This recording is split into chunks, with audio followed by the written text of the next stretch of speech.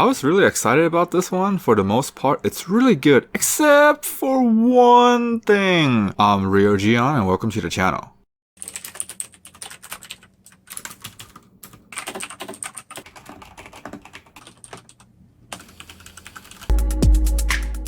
For the screen, we have a 1080p that go up to 144 Hz, which is nice, and I'm not that disappointed that it's not 11440p because personally I don't think it makes that much of a difference, but others might, so I feel like it's something worth mentioning. It also has the Gorilla Glass Victus, so I don't know if this matters, but it should be more scratch resistant. I still recommend getting a tempered glass if you can, and or at least a screen protector in case of some minor drops, but that could be just like the old school way of thinking, so I'll leave that up to you. As for the chipset, it's rocking the latest Snapdragon 888 with the Adreno 660, so you're getting some good performance, but if you're the emulation type and you want to run the good stuff like Switch games, then there is still some waiting, but this isn't that optimal for Switch games on the other hand, so you could say the emulator is having issue running the games as well. Depending on what specs you go with, you get 8 gigs to 18 gigs of RAM and 128 gig to 512 gigs of storage, which is nice, but ultimately not enough if you plan on emulating stuff like Wii and GameCube. If you want to carry lots of games with you, then 512 gigs is just too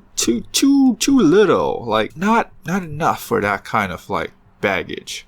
You know, when they brought back the headphone jack, I was really excited and somehow believed that they would do micro SD expansion as well as due to like the dual SIM slot. So honestly, I think they could have easily pulled off micro SD expansion because they already have that dual SIM slot. Then again, I'm not an engineer, so I don't know how hard it would be to make micro SD expansion. If they were to do the Ultimate Edition, I think they should at least do 1 terabyte rather than 512. If they would do micro SD with this phone, for me personally, it's an automatic buy, but it's not, so I guess it's back to the waiting game. There's the fingerprint scanner on the display, and it's not the fastest thing, so personally, I haven't had a phone with an in-display fingerprint scanner, but my dad's S10 Plus works pretty well, so I'm sure this is either like the same quality, maybe a little bit faster. If you go for the Ultimate, you get the second display on the back for kicks and giggles, which is cool if you want to have something like extremely customizable phone. This is the one to go with. Then there's like the gaming triggers, which does a good job at replacing triggers on the actual controller or at least on paper. So if you're into touch gaming, this is most likely the best phone for that purpose. Personally, I would swing the extra money, get a controller, turn your phone into a Switch because I like that idea. I'm more of like a physical controller kind of guy.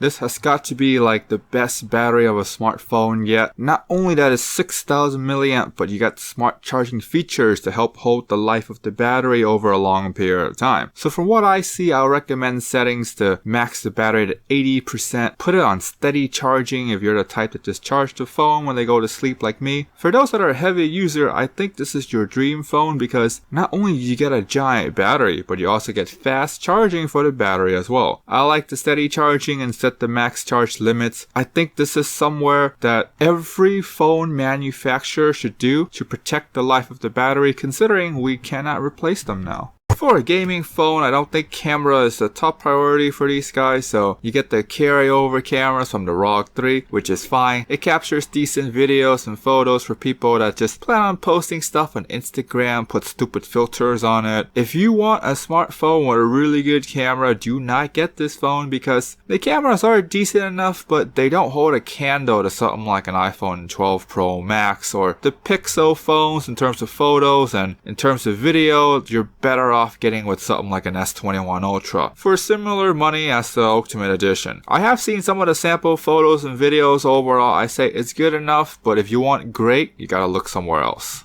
Honestly, I think this phone is really good because they brought back the headphone jack. They include a fast charging brick in a box along with extra goodies if you opt for the Ultimate Edition. This makes sense because you're paying more money, so you should be able to get more things, unlike the competition who gives you less for paying more money. Personally, if the Ultimate version has micro SD, I would get the phone in a heartbeat. Sadly, it doesn't, and it has at least needs to have the storage of 1 terabyte. Then I would consider getting the phone, but it doesn't. So personally, I won't be getting the phone, but I would recommend this over something like the S21 Ultra only if you mainly play video games and you don't care for the camera. If you mainly use the camera to take photos and videos, you should avoid this phone because for the money, you can get much better camera quality. If you're the average user, then I don't think this phone is a good fit because of the price, considering that the average, a lot of you guys take photos, and I wouldn't recommend this phone for photos either. If you're new, click subscribe, the bell, comment, thumbs up for more content. You guys stay awesome.